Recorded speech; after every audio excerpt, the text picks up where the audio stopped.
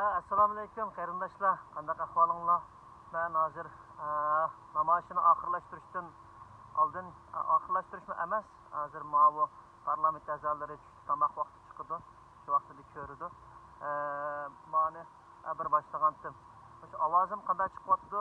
Shuni bir xapolmay bir deb bergan bo'lsanglar.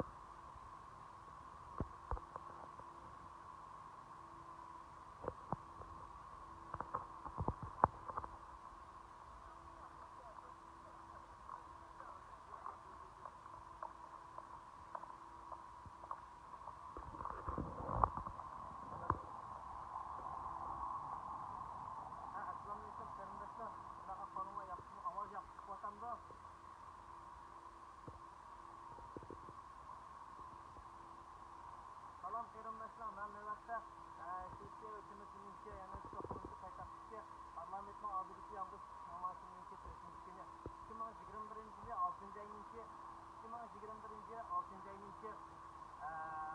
bugun 22 kuni hozir namoyishni oxirlashtirdim. Soat 12 bilan parlament a'zolari tamoq ichishga kirdi. Bu xabarni ko'ryapsiz, shundan söyledi. Ben bugün dadam Hamid Abdurrahman bilen Hasan Sadat Soldun'a dualık vermekçi. Benim dadam Hamid Abdurrahman 1954'de 5. 22 günü. Dadam bu apam bu olsa 1956'da 8. ayının 21. günü tuğulgan. Bula 2017'de 1. ayının 27. günü attıgan saat 9'da atrafında oblastda Bekatali Saxta tarafından tutilgan. Bozdaki türmüge apırıp bizi terbiyeleştirdiler. Onun için 7 qalatda sot etip apam dadamni kesip etken. 18 yıl kesip etken. Benim apam dadamninki hech qanday gunohi yo'q. Meniki apam dadamninki pislikka Xitoyninki chaplagan badnomlari sotning asos naqdi bo'lsa, meniki Shvetsiyada yashaganligim, shundaqla apam dadam bilan 2014-yilda Turkiyada ko'rishganligim sabab bo'lgan. Mening dadam apam Xitoy hukumati taqalgan qonunli pasport bilan Türkiye'ninki qonunli shartli hayot viza orqali kelib, men bilan ko'rishgan. Meningki hozir opamninki turmidagi ahvoli bo'lsa intayin og'ir, kasalchan ahvoli ostida. Qarindoshlar, Xitoy hukumatiga ishonmaydi. Qarindoshlarimizni egib chiqayli. Men gap ketib qolgan bo'lsammi, meningki adamninki va yoki boshqa qoldirimniki sababi bitim orqali bugun qo'yib berdi, erta yoqib ketdi, o'g'illik qo'yib berdi deb tashkil ketdi. Mana hozir opamning ahvoli bo'lsa turmida kasalcha holatda. Qarindoshlar, hammamiz balliq burchimizni, qarindosh burchimizni ado qilaylik. Meningki o'sha 4 yillik namoyish jarayonida o'zimga erishgan hissiyatım bo'lsa, jidoniy burchimni yangilab qolganligi. Shundan ichida uyqumni juda yaxshi qoldi. Etnografim degan joyda. Qarindoshlar, ota-onamizga egib chiqaylik. Boshqa hech nima qilib beramisak, ota-onamizga egib chiqaylik. Bir kun bo'lsa, shularga o'sha ovozni anglataylik.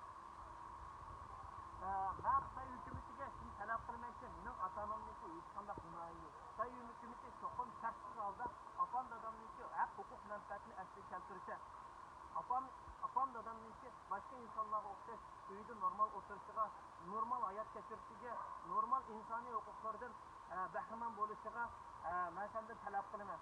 Xitoy hukumati ota-onamni darhol tasdiqlab qo'yadi. Mening ota-onamniki hech qanday gunohi yo'q.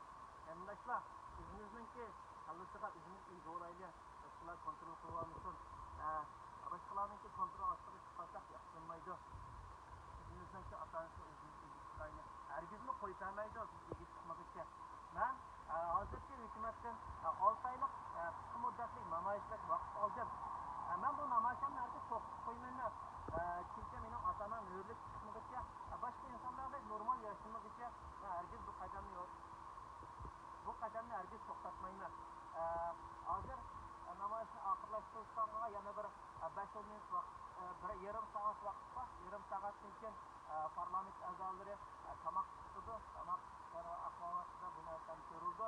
Chunki hozir ma'lum Turkiyada saylanmoqda yaqinlab qoldi. Har kuni har qaysi shaharlardan tuvatgan hukumat a'zolari, parlament a'zolari bugun dushanba kuni 249 parlament a'zosi qilib tuzildi.